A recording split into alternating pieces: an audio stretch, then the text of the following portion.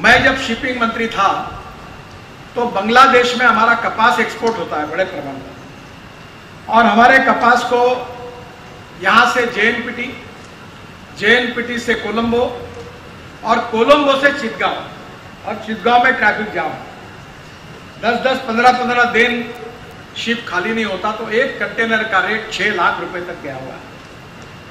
तब मैं जब जलमार्ग मैंने बनाया वाराणसी टू हल्दिया 1350 किलोमीटर, तब मैंने वहां से बंगाल की खाड़ी है और वहां से ब्रह्मपुत्रा में भी मैंने जलमार्ग बनाया, ड्रेजिंग कर दिया, बराक में भी कर दिया। फिर बांग्लादेश के प्रधानमंत्री जी ने मुझे कहा कि नितिन जी इतना काम आपने किया है तो एक बार बांग्लादेश में 250 किलोमीटर ड्रेजिंग करके मुंगली पोर्ट भी बना दो। तो मैंने वहां भी वो भी बना के दिया। तब मेरे ध्यान में आया कि बांग्लादेश को हमारे 3 नदियां मिलती हैं, वो 3 नदियों के ड्रेजिंग को मैंने मंजूर किया, और उसमें विदर्भ का बहुत बड़ा फायदा है। और वो फायदा यह है कि अब वर्धा के ड्राईपोर्ट से हमारे कंटेनर जेएनपीटी नहीं जाएंगे, हल्दिया जाएंगे, और हल्दिया से 250-250 कंटेनर बार्ज में डालकर हमारे बांग्लादेश के 3 रिवर पोर्ट हैं वहां जाएंगे। और उसके कारण जो ट्रांसपोर्ट की कीमत है, जो 6 लाख पर कंटेनर लगती थी, वो 1.5 से 2 लाख रुपए तक आएगी। और विदर्भ का कपास, विदर्भ का सूत और विदर्भ का ग्रेपफ्रूट, आपको पता होगा ये हमारे जाम में मोहताजी की फैक्ट्री है, वो अकेले 500 कंटेनर कपड़ा बांग्लादेश भेजते हैं। रेडीमेड गारमेंट पूरे बांग्लादेश में बनते हैं, वर्ल्ड में नंबर 1 पर है, और कपास हमारे यहाँ से जाता है। अब ये जो लॉजिस्टिक कॉस्ट कम होने के बाद विदर्भ का पूरा कपास बांग्लादेश में जाएगा, सूझ जाएगा, और विदर्भ के किसानों को अच्छा भाव मिलेगा। दूसरी एक इंपॉर्टेंट चीज है जिसका मैं लगातार अध्ययन करते रहता हूं, मुझे मालूम नहीं अमाउंट में, पर गोंदिया और भंडारा जिले से जितना चावल एक्सपोर्ट होता है, इसकी कीमत 12 से 15 हजार करोड़ रुपए होगी।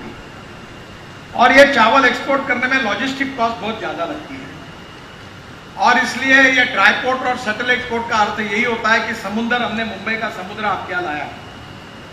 और इसलिए आपने जो जगह बताई है, ऑलरेडी मैं एमआईडीसी के साथ सांगली में, सोलापुर में, नासिक में हम लोग ड्राईपोर्ट बना रहे हैं। मुझे बहुत खुशी है कि आज आपने और मेंढे जी ने मांग की है एमआईडीसी की जगह पर 200 एकड़ जगह आप दो।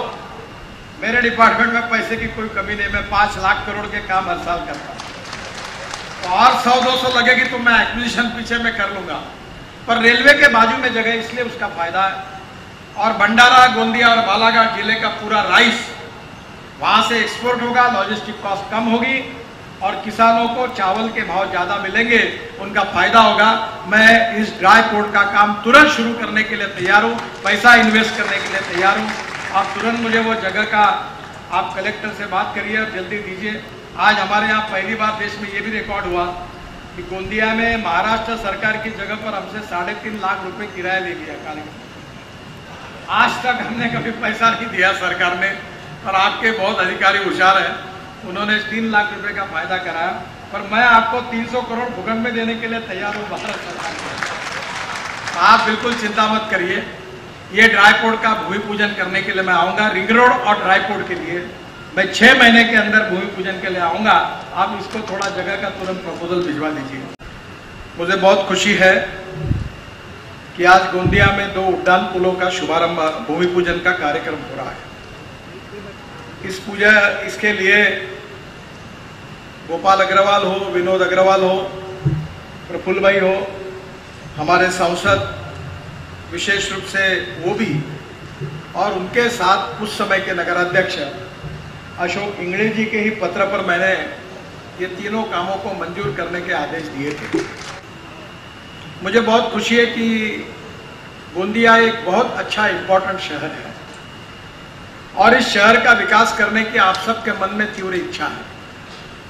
प्रफुल्ल भाई जब मंत्री थे, उन्होंने बहुत सुंदर एयरपोर्ट बनाया, और ये एयरपोर्ट जो है, ये नागपुर, ये सेंट्रल प्लेस है, और इस एयरपोर्ट को भी विकसित किया जाएगा।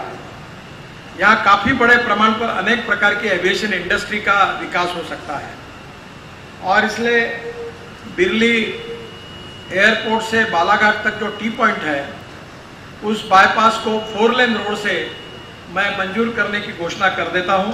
और एक हमारा जो गोंदिया तिरोड़ा मार्ग मंजूर हुआ है, उसमें एक आरओ भी मंजूर नहीं हुआ है। आज ही मैंने एडिशनल स्कोप ऑफ वर्क को मंजूर करने के लिए कहा है और ये 60 करोड़ का आरओ भी हम मंजूर कर रहे हैं। इसका भी काम तुरंत शुरू हो जाएगा, ऐसा मैं आपको विश्वास देता हूँ। गांव का पानी गांव में, खेत का पानी खेत में, घर का पानी घर में। मुझे बहुत खुशी है कि हमने ये जो प्रोजेक्ट किए रोड के, इसमें 34 तालाब हमने बनाए हैं। गोरेगांव गंदिया रोड पर 9 तालाब बने हैं, तुमसर तिरोड़ा पर 15 तालाब बने हैं और देवरी धामगांव इस पर 10 तालाब बन गए हैं। और टोटल यहाँ 2.88 लाख क्यूबिक मीटर का हमने खोदन किया है, जितना जल संवर्धन 288 पीसीएम है और पानी क्षमता 28 कोटि 80 लाख लीटर हुई है। और मुझे इतनी खुशी है, इसी साथ ये नवीन प्रकल्पों में टिकायतपुर, दांडेगांव, तांडा, बोथली, धावनीवाड़ा, खुर्सीपार और खमारी, यहाँ भी हम तालाब बना रहे हैं।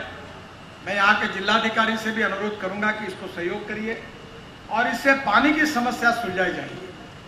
मैं हमारे अधिकारियों का विशेष रूप से इसके लिए बहुत बहुत अभिनंदन करता हूँ। और ये पांगोली नदी का जो पुनर्जीवन है, इसमें जो मिट्टी है वो अगर रोड में काम में आती है तो रिंग रोड के, तो उसकी परमिशन आप दिला दीजिए। इसका पूरा खोलीकरण, रुंदीकरण करके इसका पुनर्जीवन करने का काम मैं करूंगा। मेरी शर्त इतनी है कि आप जिलाधिकारी से परमिशन दो और ये मिट्टी रोड के लायक हो जाए, तो ये नदी का पुनर्जीवन गोंदिया के लिए बहुत बड़ा जीवन होगा।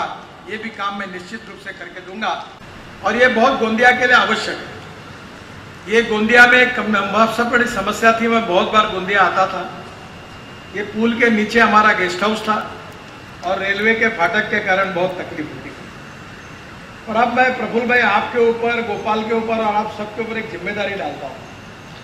ये पूरे रिंग रोड को जैसा आपने कहा मेडिकल कॉलेज के पीछे से, उतना पूरा रिंग रोड, एक तो इधर का ऑलरेडी मंजूर हुआ है जिसका लैंड एक्विजिशन शुरू हुआ है, और आगे का आप जो कह रहे हैं उसको भी मैं मंजूर कर रहा हूँ। पूरा रिंग रोड की रिंग मैं आपको बना के दूंगा और उसके कार्य का शुभारंभ करूंगा। जो पश्चिम का वेस्ट बाईपास है उसका लैंड एक्विजिशन प्रस्तावित है और वो भी जल्दी शुरू हो जाएगा। और आप जैसा कहा, ये रोड से आगे, मेडिकल कॉलेज से आगे से ये रोड को पूरा करेंगे। पर इसमें आप एक काम करिए, राज्य सरकार के सहयोग से एक नया स्मार्ट गोंदिया शहर वहां बनाइए रोड के आजू बाजू। नहीं तो रोड मैं बनाऊंगा और सब लोग जमीनें खरीदी करेंगे और दुगने भाव से बेचेंगे।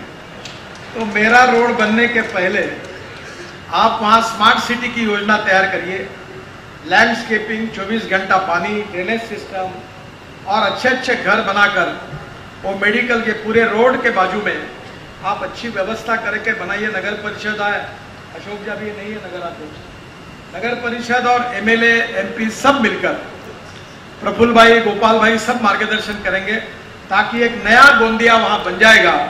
तो मुझे भी खुशी होगी कि कहीं ना कहीं एक गली कच्ची से जाना होता है तो कहीं ना कहीं स्मार्ट गोंदिया बन जाएगा, तो वो भी बहुत अच्छा काम हो जाएगा। चावल उगाने वालों का भविष्य अच्छा नहीं है, मेरी बात याद रखना। हिंदुस्तान में चावल सरप्लस, हिंदुस्तान में चना सरप्लस, हिंदुस्तान में कॉर्न सरप्लस, हिंदुस्तान में चीनी सरप्लस। केवल तेल की कमी है, खाद्य तेलों की। आप सब लोग मिलकर भंडारा गोंदिया जिले में चावल के बजाय, जैसे ये राइस ब्रांड तेल है, इसको बहुत कीमत है, पर मैं आपको रिक्वेस्ट करूंगा कि तेल बिया के बारे में, सूर्यफूल के बारे में, सोयाबीन के बारे में, सरसों के बारे में, द्विमुख के बारे में थोड़ा सोचिए, क्योंकि ये अगर आप करेंगे तो बहुत अच्छा होगा। नहीं तो किसानों को आगे भविष्य में बहुत अड़चन आएगी। आपने बिल्कुल सही कहा कि चावल की समस्या है, सरकार खरीदी नहीं कर रही है। पंजाब हरियाणा में विनोद जी चावल रखने के लिए गोदाम में जगह नहीं। ये तो अच्छा हुआ यूक्रेन और रशिया की वॉर हुई, जिसके कारण आज चावल और गेहूं एक्सपोर्ट हो रहा है। ये शुगर फैक्ट्री, तो मैं अक्सर कहता हूं कि जो पिछले जन्म में पाप करता है वो उस जन्म में एक तो शुगर फैक्ट्री डालता है, नहीं तो पेपर शुरू, अखबार शुरू करता है। तो वैसे ही भंडारा जिले के 2 नेताओं ने मेरे गले में ये कारखाना लटकाया और वो मुझे छोड़ के भाग गए। बहुत आग्रह करके मैं नहीं चाहता था तो भी मेरे गले में लटका है। पर मैं एक बात है कि जो काम लेता हूं उसको छोड़ता नहीं, और इसलिए भंडारा गोंदिया जिले के विकास के लिए मैं देवाड़ा में हम लोग 600 करोड़ रुपए का नया विस्तार कर रहे हैं और इसका भूमि पूजन 3 महीने के अंदर उस कार्य का शुभारंभ करेंगे।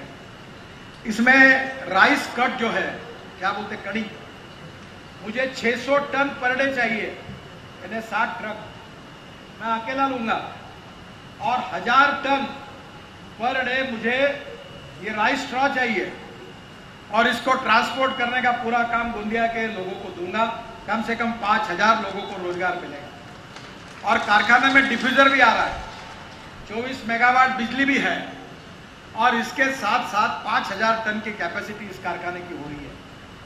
जब से मैंने कारखाने लिए हर साल 20 से 30 करोड़ का घाटा था, ये पहला साल आया कि जिसमें शुगर में फायदा हुआ और हमने 22,000 टन चीनी इस बार एक्सपोर्ट की। पर यह बहुत बेकार धंधा है, पर जिसमें हाथ डाल दिया है तो मैंने कभी किसानों के हितों के लिए पीछे हटे नहीं। आप सबके सहयोग से 600 करोड़ की इन्वेस्टमेंट करके ये जो 5000 टन शुगर केन का, ताकि गन्ना बढ़े यहाँ, उसके साथ 4 lakh litre per day ethanol का, और उसके साथ साथ ये जो आपका तनस है, इससे मैं बायो सीएनजी और बायो एलएनजी की भी फैक्ट्री डाल रहा हूँ। मेरा खुद का ट्रैक्टर मैंने सीएनजी पे कन्वर्ट किया, और एक ट्रैक्टर अगर डीजल का कन्वर्ट किया तो 1 लाख रुपए साल के बचते हैं। और साकोली तहसील ऐसी है महाराष्ट्र में जिसमें सबसे ज्यादा ट्रैक्टर अगर कोई तालुका में है तो वो साकोली में है। और मेरी इच्छा है कि जितने ट्रैक्टर वाले भंडारा गोंदिया जिले में है उनका 1 लाख रुपए साल का बचे और प्रदूषण कम हो। मराठ्यांची तळपती तलवार म्हणजे